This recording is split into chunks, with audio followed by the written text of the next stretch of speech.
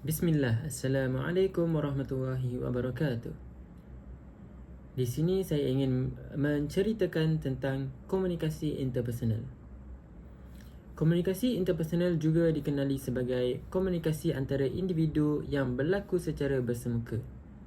Ini melibatkan proses bagaimana seseorang itu mencipta makna, mewujudkan perkongsian idea melalui interaksinya secara langsung dengan individu-individu lain. Ianya penting dalam setiap konteks, hubungan sama ada dalam keluarga, hubungan kejiranan, majlis sosial, organisasi, dalam kehidupan bermasyarakat dan juga lain-lain.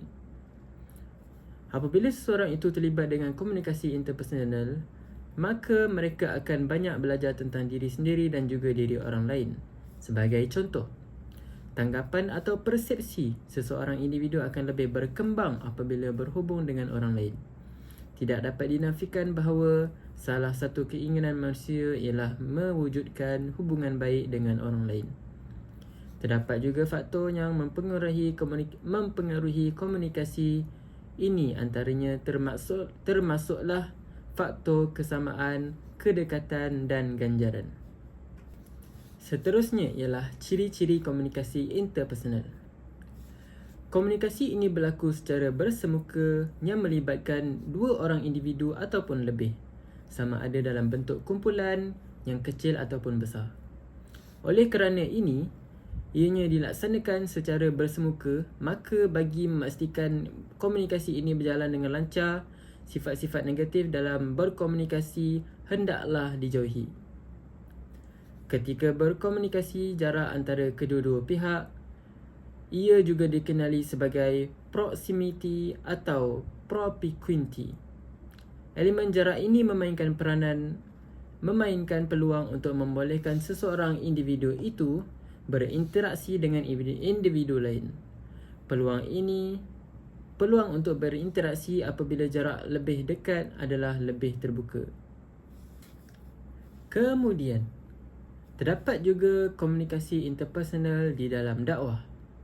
Dalam konteks dakwah, komunikasi interpersonal dikenali sebagai ad-dakwah al-fardiyah. Ia merupakan proses komunikasi antara pendakwah dengan mad'u, sama ada individu ataupun juga kumpulan kecil.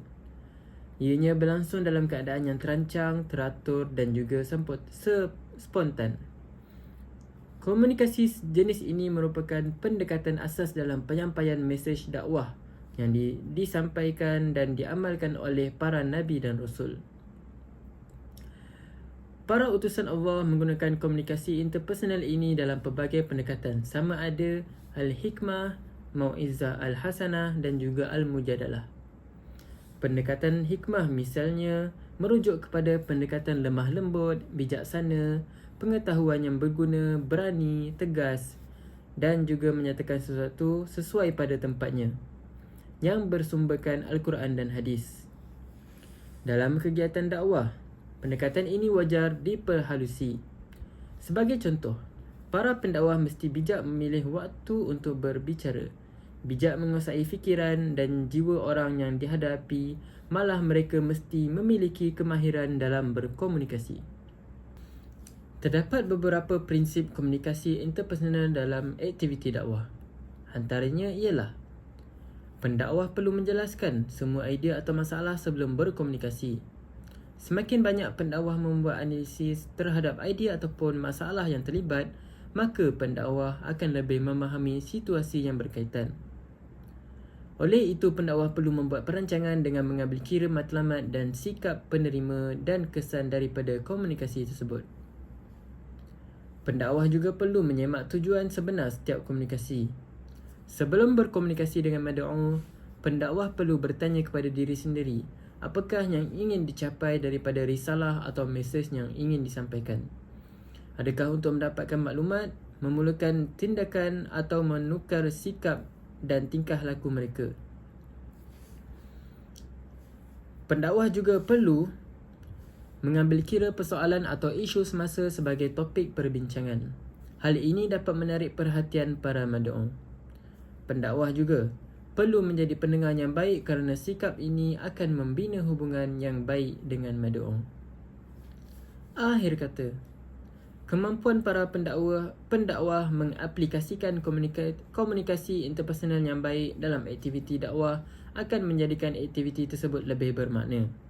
Ia juga akan mencipta suasana yang harmoni antara pendakwah dan juga mad'u. Keselesaan dan keharmonian yang tercipta itu memudahkan mesej dakwah yang disampaikan diterima dan seterusnya membina individu baru yang mematuhi kehendak Islam. Wabillahi taufiq wa hidayah. Assalamualaikum.